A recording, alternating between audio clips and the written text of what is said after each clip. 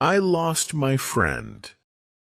My name is Daniel Carter, and I am 27 years old.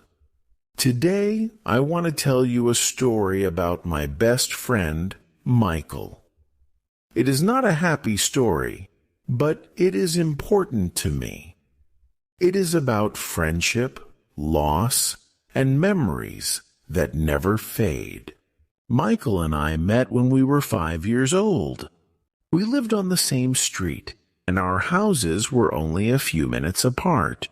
From the first time we played together, we became inseparable.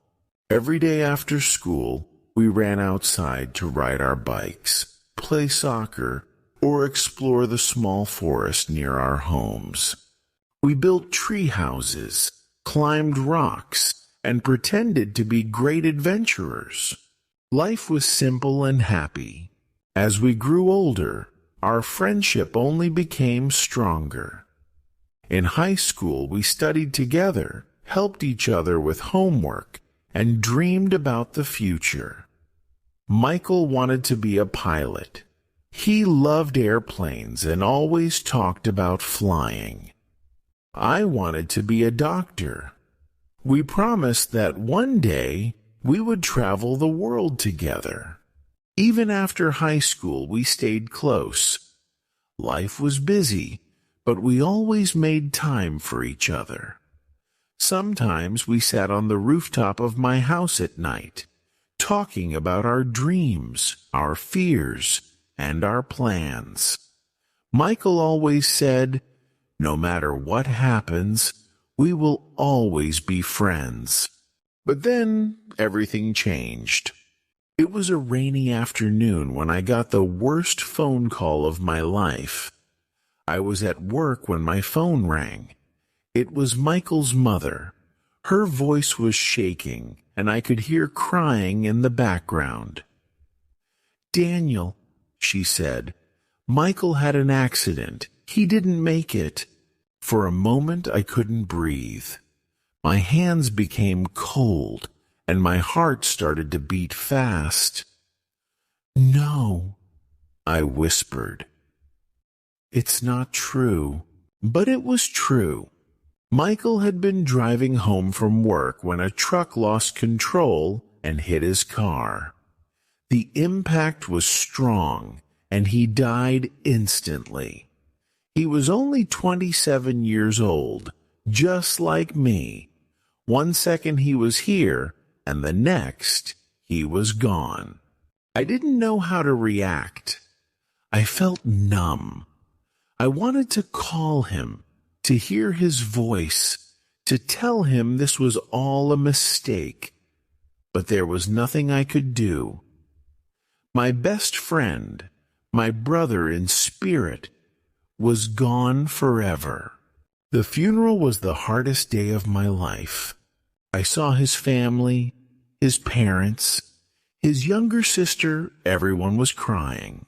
I couldn't believe that the person who had been by my side since childhood was now inside a coffin. I stood there, staring at his picture, remembering all the moments we had shared. The laughter, the adventures, the dreams. Everything felt like a dream now, a dream that had ended too soon. After Michael's death, I changed. I felt lost. The world seemed different, emptier. I stopped going out, stopped laughing, stopped feeling like myself. It was hard to accept that he was really gone.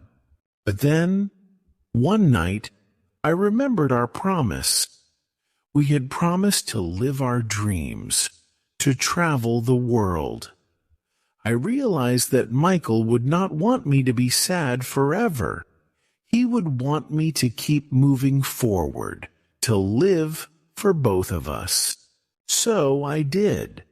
I started visiting places we had always talked about. I went to the mountains, the beaches, and the cities we had dreamed of seeing.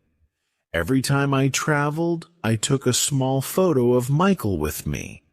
I took pictures with it, as if he were there with me. I also started writing. I wrote about our childhood, our memories, our dreams. Writing helped me heal. It made me feel like Michael was still with me, in my heart, and in my stories. Losing Michael was the hardest thing I have ever experienced. But I know that he would not want me to stay sad forever. Life is short, and we must live it fully. Now, every time I look at the sky, I imagine Michael flying above, watching over me. And I smile, because I know that true friendship never really ends. It just changes. I miss my friend every day, but I carry him with me, in my heart, in my memories, and in the way I choose to live my life. Thank you so much for watching. If you enjoyed the video, don't forget to like, subscribe, and hit the notification bell so you don't miss the next one. See you soon.